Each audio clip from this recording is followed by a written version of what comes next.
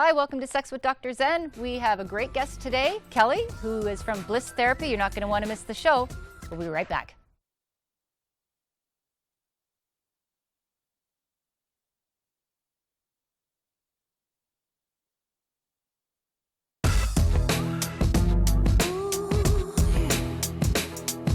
Hi, welcome to the show. Today, my guest is Kelly, and we're going to be talking a little bit about what she does at Bliss Therapy.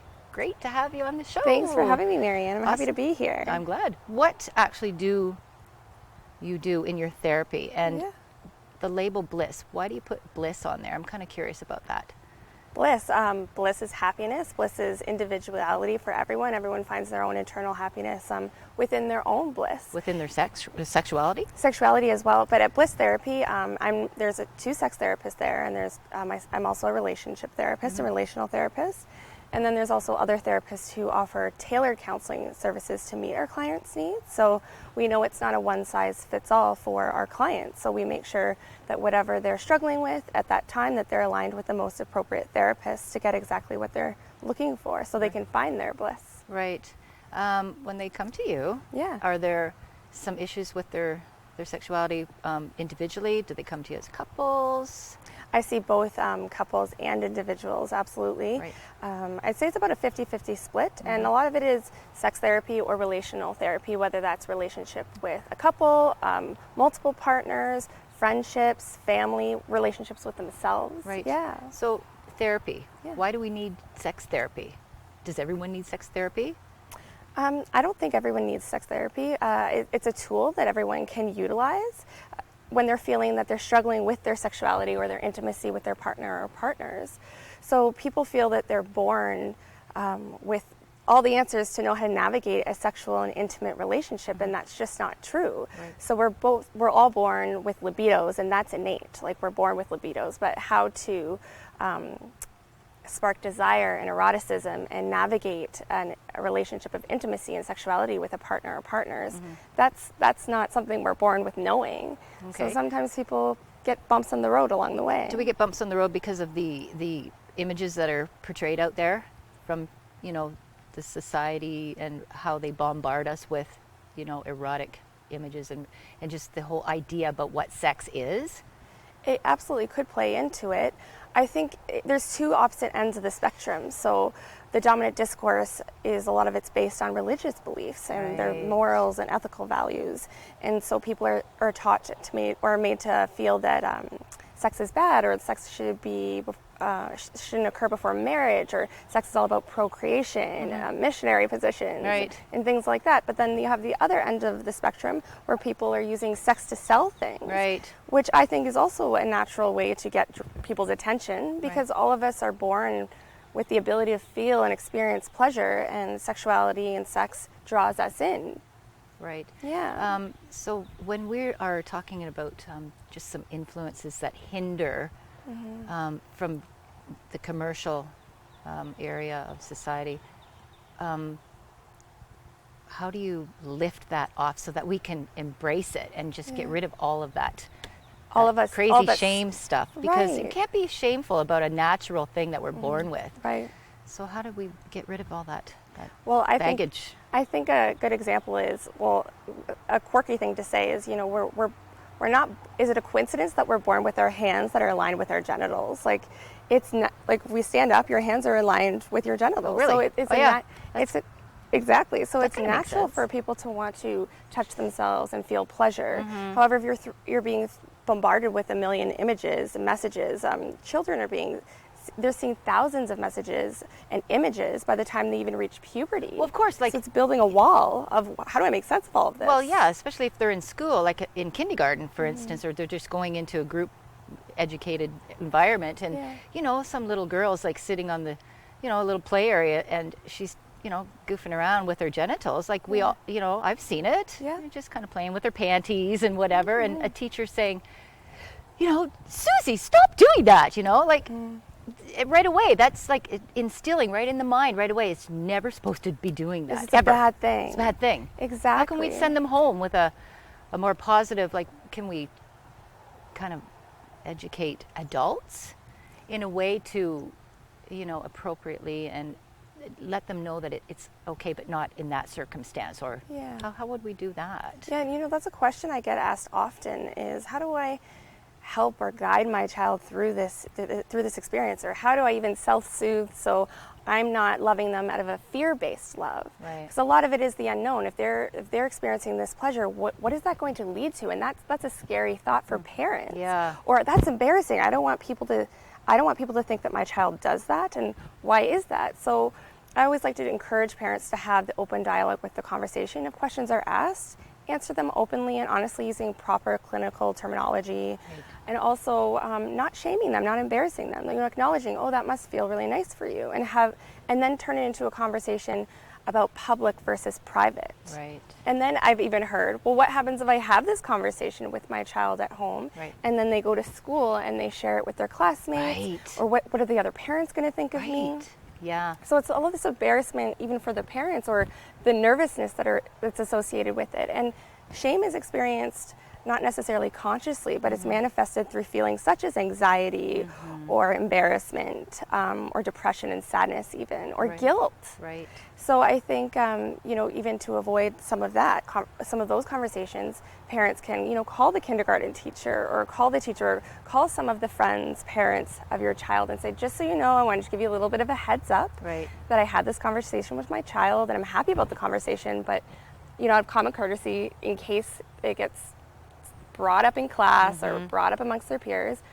And that's another thing, like mutual masturbation and between children is very normal. It's really common, and it's a child's ability to feel pleasure and sensuality in its most innocent form. And right away, parents or adults, or the dominant discourse, sorry, I don't even want to generalize, it's not all parents, but it's the dominant discourse, is curbing that sensuality for our children. Right. Yeah, we see these influences from the outside, and it looks all like it's based on sex and just f***ing each other, and I mean, I think that when teenagers, I have a teenager, and he's asked me many times, like when you engage in sex, it's all about just like boom, boom, boom, right?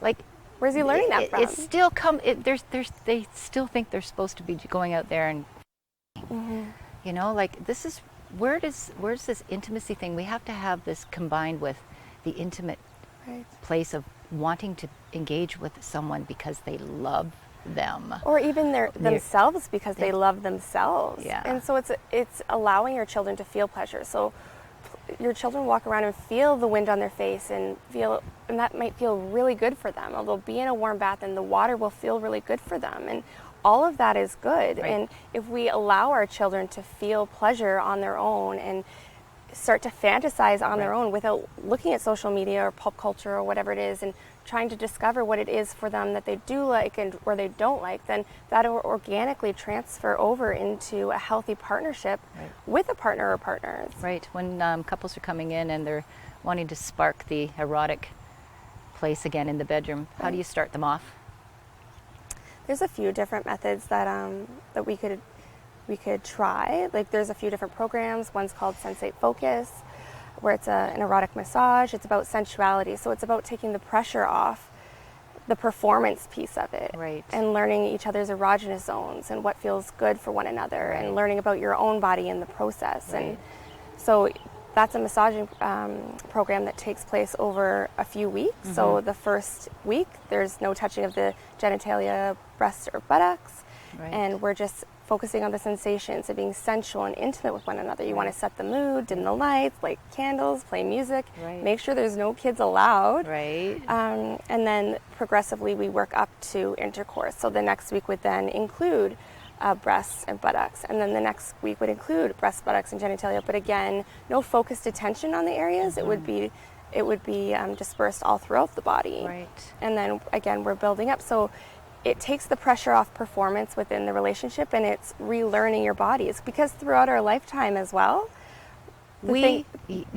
Your erogenous zones change. And this performance thing is so like out there. We look at everything out there, and we're supposed to be able to stay hard forever, and the woman is just gonna she's supposed to lie back and moan with orgasmic energy. Like, there's this huge pressure on males and females, or partners, to be able to perform, you know, because everybody else is performing, you know. When Or you they watch, think everyone else is well, performing. of course they are. Watch pornography, you watch a porno show, and they're performing to, you know, 5-star performance there. Right. And that's really hard to compete with. Like, Oh, we yes. all want to be like that. We all want to be, you know, performing like that together. But why do they put so much pressure on us that way? It's just, that's not what performing is. I agree with mean, you. It's a fantasy. It is a Pornography fantasy. is supposed to be fantasy only, and people don't want to fantasize about what they have.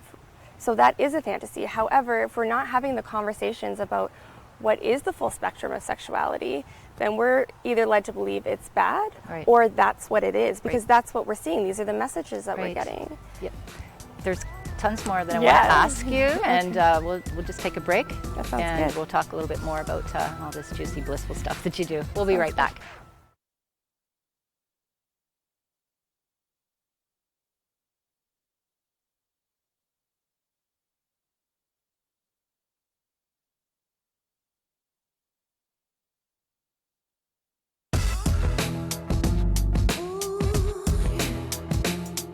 Hi, welcome back to the show. Today, my guest is Kelly from Bliss Therapy. Let's continue this performance stuff, because this is a real confusing thing for our youths. Yes. And they are, you know, thinking that they have to get into some kind of performance mode Right. when they're going to start exploring sex. So Right. how do we help them deal with that? I think as adults in their lives, again, like I've said previously, but I'll continue to say it, is allowing them to experience pleasure and not shaming those experiences for them. Right. And having healthy conversations with them, and also checking in with them. So you want to make sure that they're eating properly. You want to make sure they're getting enough sleep. You want to make sure they're emotionally okay. So it's just, if you take that approach and you apply it to sexuality and sensuality, that should help. So checking in with them. What are some of the messages that you've been hearing? What are some of the things you've been seeing? And how is that making you feel? And how can we talk about this and break it down and figure it out about how it makes sense for you and what you want to align with yourself? Because if you're watching all of these messages, just like eating a healthy meal, you're putting nutrients into your body. If you're seeing unhealthy messages, that's going into their minds. And so we need to help them make sense of, you know, moderation with certain things, and what is the actual norm. And there is no norm actually, but that's just what the media is telling us. Getting them to understand it is okay to explore, but safely. This is a real huge area that needs to be really, because if you're encouraging them to explore, Right. They're going to be just going out like just little warriors. Right. They're exploration mode. So Right. how do you just ease them into this where they can continue to explore healthy for their health? Right. Well, first of all, I think that they need to feel comfortable in their own skin. So it starts with the self-exploration, and then having conversations with them about, you know, making sure that they feel self-confident in what they do want to do, and they're not feeling pressured in any sort of way. Right. And then talking to them about safe sex as well, like as an educational component to that. Absolutely. This doesn't just apply to young people. No. You know, the time has come where there's a lot of divorce, and there's people that are single and have shied away from sex, period, because Right. they've been with a partner for like 20 years. Right. You know, and then all of a sudden they're thrown out there and they're in the young world again. Right. You know, they have to re-explore. How do we do that? I mean, I've been there. Yeah. You know, where it's kind of scary. You just, you know, you're a sexual human being, and you're afraid to explore sex again. So where do you go with that? Baby steps. Baby steps. Exactly. And it's all about, again, rediscovering what works for you and what feels good for you.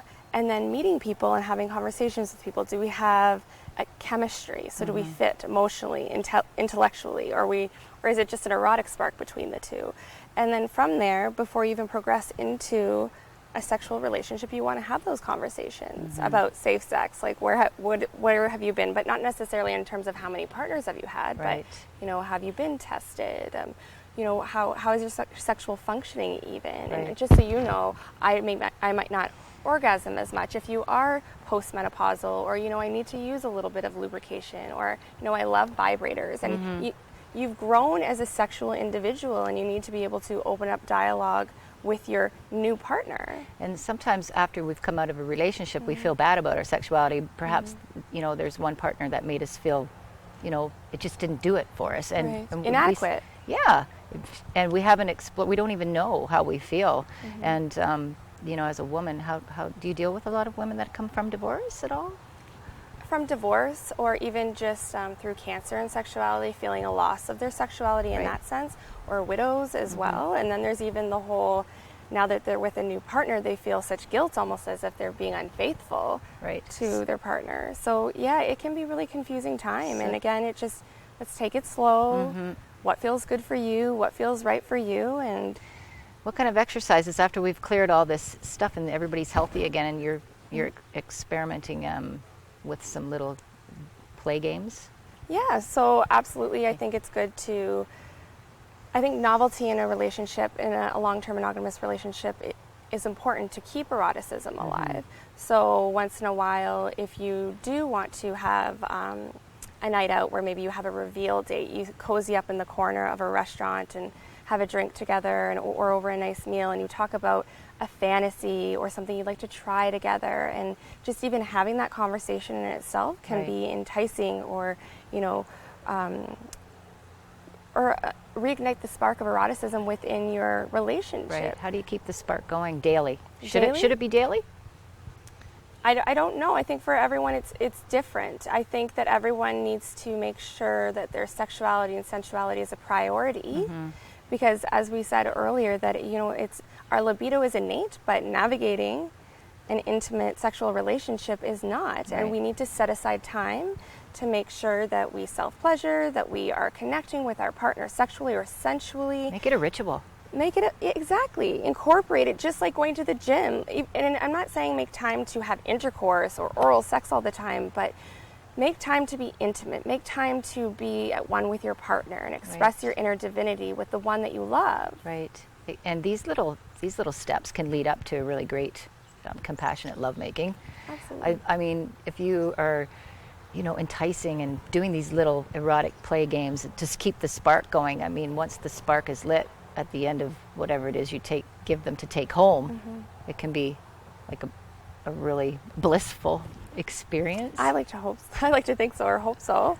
But it's also creating different tools or ideas or different ways that throughout your lifetime with someone or someones that you are able to pull from these things. That sensate focus, that erotic massaging we did 5 years ago, like can we try that again? Right.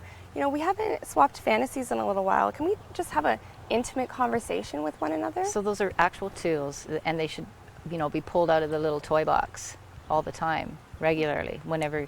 It's like it's the tools of the trade for intimate sex. And like you said, slowing it down, just have a night going on a date and spend the night just making out. Right. If that's what they want. And again, no two people or no individual is the same, so it's navigating what works for you and your partner. It's how are we going to make this work together, and being open and honest and accepting of our partners. Right. Yeah, intimate doesn't necessarily mean sex either. Right. Yeah. So what kind of intimate exercises can couples engage in, or people engage in, to get back to intimacy? Because I think that intimacy will lead to sex. It can. Yeah. It can. Yeah. But what if you don't want it? If you're like in the healing process of getting back to intimacy again? Right. So what kind of healing exercises can we do with each other? With intimacy exercises, like to just stay there and just keep doing it until you actually beg for sex, kind of thing.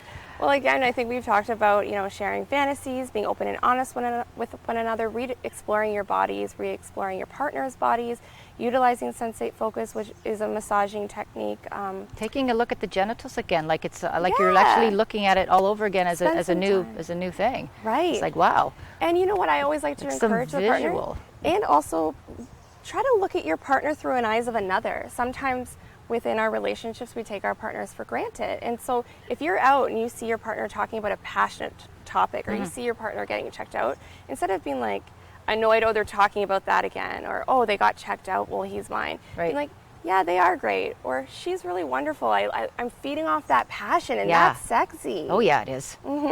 It turns me on. Like, if I have somebody that's looking at, my man, it's like, it doesn't bother me. I think in my younger years it would have, but Right. now it's like, whoa, this is great. That's a sexy thing. And you know what though, and that comes from the self-esteem. Yes. And so it comes back to your children and allowing them to experience pleasure, Right. and having an outlet to express themselves. So if they are able to express themselves writtenly, verbally, sensually, and sexually, then they become this more whole, rounded individual. Right. And therefore they have better self-esteem, more Right. self-worth, that Right. they're not threatened by so much. So in the household, when you're raising your kids and you want to sort of project that out, so that they can, be okay Right. in their sexy little bodies. What kind of demos and how can you be as a parent Right. to influence them so that they know it's okay to be sexy? Like, Yeah. I think teaching them about boundaries, and your Boundaries, values as yeah, well. boundaries. Like public versus private. Right. Also knowing how things could be misperceived if your child were to do something in public, but at the same time it doesn't mean it's a bad thing. Right. And in the privacy of your own home until you're old enough to make your own decisions when you're out of my house, but also showing affection in front of your child. Absolutely. Being affectionate with your child.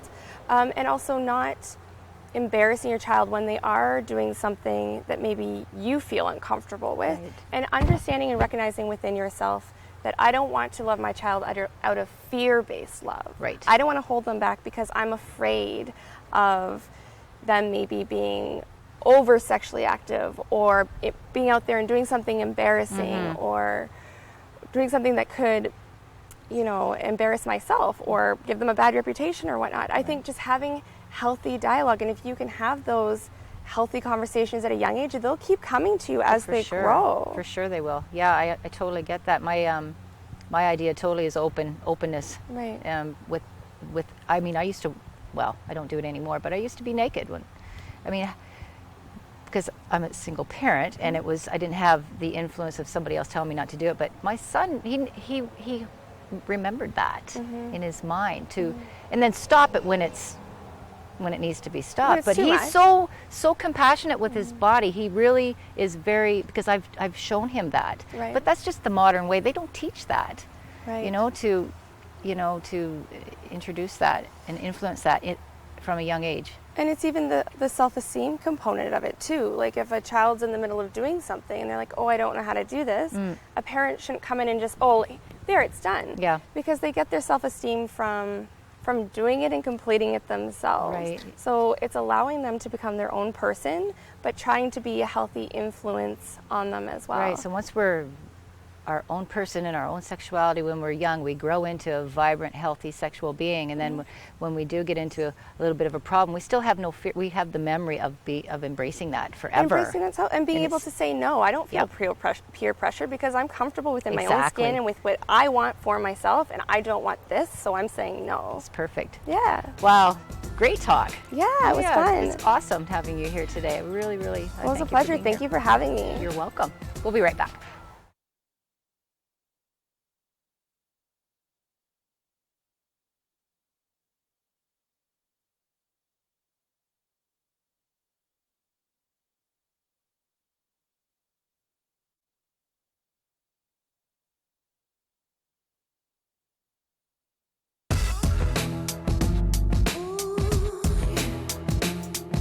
Thanks for watching the show. It was really great having Kelly on as my guest from Bliss Therapy. If you have any more questions, feel free to email them directly to me at sexwithdrzen@rogerstv.com. We'll see you again next time.